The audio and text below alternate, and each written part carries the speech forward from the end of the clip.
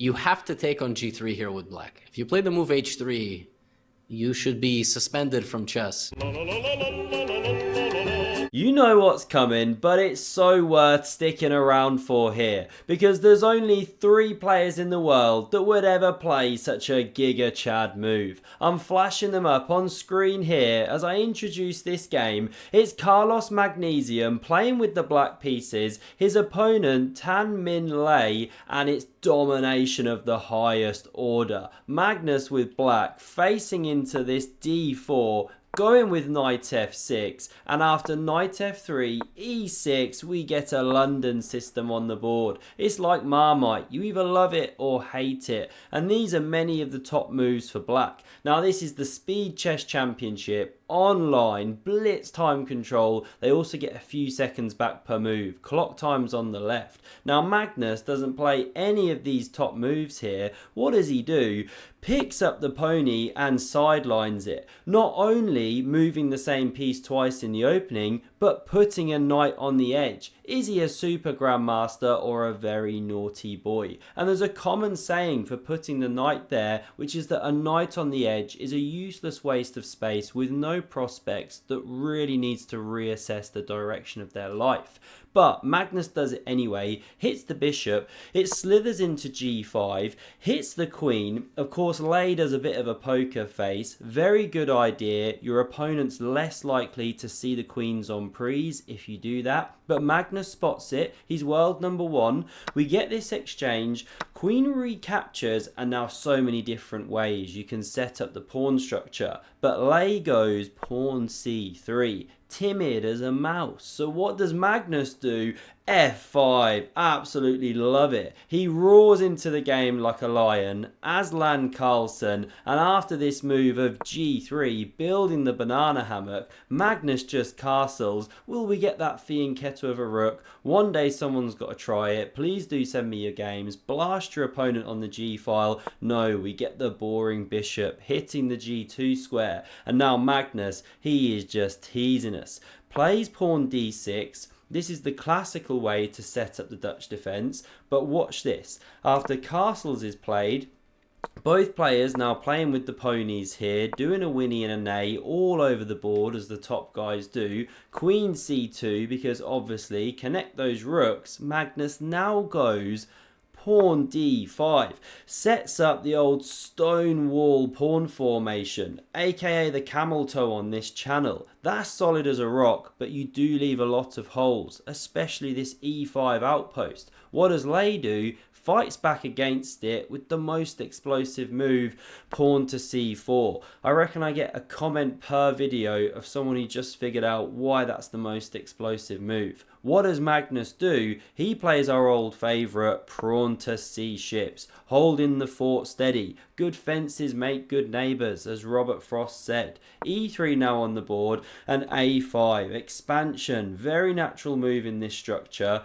Rook f to c1, and we see where Lay wants to play. On the queen side, often black's looking for a king side attack, but Magnus, after knight e4, he almost looks to play on both sides of the board. Anyone for a knight maneuver now. Lay starts one by bringing it back here. We get knight d to f6 and knight d3. Completes that small journey, eyeing this outpost from a new square, but preparing f3, and this is Russian school of chess stuff. This man would be proud. Former world champion Anatoly Karpov. There he is, having a dip in the Russian frozen winter. This is a big growing sport. You can lose in a couple of ways. Either on the board, getting the king checkmated, or off it in the lake, you can actually checkmate the kahunas, and that's how you can also lose. Not ideal. It's dang cold in those lakes. Now what does Magnus do here? Completes his development with bishop to d7, but that one is crying. It's a big pawn. f3 now comes. Computer not loving it because it lifts the king's kimono, but it makes a lot of sense. You drive back that horsey. Now we get b3, very solid. solid, and bishop e8. Magnus tries to maneuver the bad bishop. a3 on the board, looking for expansion, but before they can do it, we get g5 from Magnus, and now this one comes. The battle line's drawn. The computer here wants something on the queen side there. Do some pawn play, maybe b5. Does make a lot of sense to get a grip on this square, but Magnus, not impressing the Silicon Overlord, goes pawn to g4, and there's a big opportunity for white.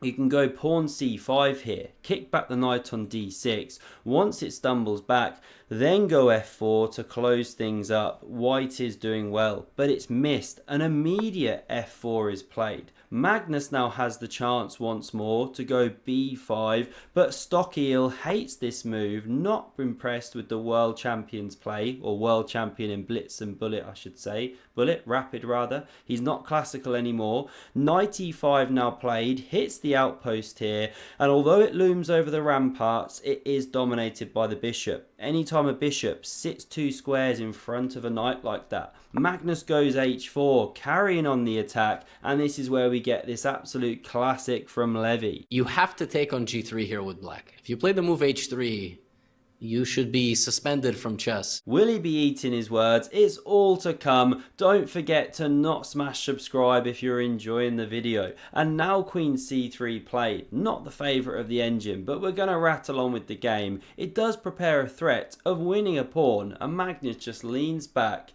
And he's like, come at me, bro. Moves the queen over here. Stock Sturgeon hates it, but this is what he's setting up. Allowing the pawn to drop, it's taken, and then just simply switching back to try and win it. And Lei is just getting bamboozled here. He's got so many good moves. You can push with c5 to start with, clamp on the pawn structure, then pressure b7, or you can even go knight b3, defend the pawn. No clue what he didn't like about this. This is one sample line here, but black's just kind of struggling. A pawn down for not too much. This is about the best engine line. White's a clean pawn up. What to do? So that was one way to go, but neither of them played. We get queen b4, Magnus wins back his pawn, and now after knight b3, he retreats, still no c5, the knight hops in instead, and it's at this moment that Levy's about to be eating those words, because Magnus goes bishop f7, given the miss, an immediate h3 preferred. White's now got an opportunity to take on d5, open the rook, decent game, not played, rook ab1 instead, and Magnus finally plays the move we've been waiting for, pawn to h3. What an absolute giga chat. Here's actual footage of him reacting after playing the move. Aha! What? It's the best move! The bishop retreating, why would he shut down the king side like that? Well, he's got open lines on the queen side. He brings the second rook over to the action. Again, white needs to be taken here, opening up some pieces, rook, bishop, but there's actually a tactical problem as well with playing the immediate knight a4, because although it looks at this sensitive square, logical, it allows Magnus to take here and you can't recapture the pawn. Black can take, after the bishop recaptures, there's simply b5. Now it's not fully the end of the story, because of course there's pins down here, so if white were to do this, well then this knight can hit d5, this whole ninja line goes on, but long story short, you've got too many pieces hanging, especially after bishop e8 comes. Feel free to start working out all the tactics, but you can kind of visually see something is about to collapse, right? This is how the game could go. So that's why we didn't see an immediate capture of the pawn. Instead, the knight hits this square, tender as a filet mignon, and now we see an exceptional icing on the cake here. The creme de la creme, Magnus plays knight d5. Not so sure why there's so many French references after that terrible opening ceremony. What a load of trash. Queen hit, knight as well. What to do? Well, there's a double problem, because if you move your queen somewhere, then this knight drops here. If you take, The pawns are just cemento. That's brilliant for black. And if you actually take in the corner, this is a critical line because you hit the queen on c7. Well, then there's this rook takes on a8. This is actually the move. You give an exchange. The white queen still has to move, attacked by the knight, of course, and now you get b5. Cement the structure. Rook's opened here, whoops, on the pawn, and it's just incredible compensation. Look at these knights hopping in, bishop pretty dead. That is going to take a hell of a long time. Even when it gets there, it's dreadful. So the queen moved into c5, simply out of the attack, but now Magnus can go rook a6, hit the knight. There's still a ton of problems here. One of the best ways to go is moving the knight in here, try and then take here, bring the other one round. Still black remains better, but not played. We get takes on c4, but it's a huge blunder. Can you find a tactical shot to finish the game? It's all to do with this queen here, a bit precariously placed. What's the move that's played? Well done if you found knight to e4. Queen e is in jail, dropping off the board. You literally cannot escape that trap. So here we see the resignation. And this is what Magnus went on to do. Absolute domination of this entire match. We've hardly seen anything like it. Well, a couple of times, but just crazy. If you want to see more of these epic chess games, then do subscribe. More videos coming this week from the Speed Chess Championship. And check out the video on screen for another epic game of chess. Thanks very much for watching and see you soon.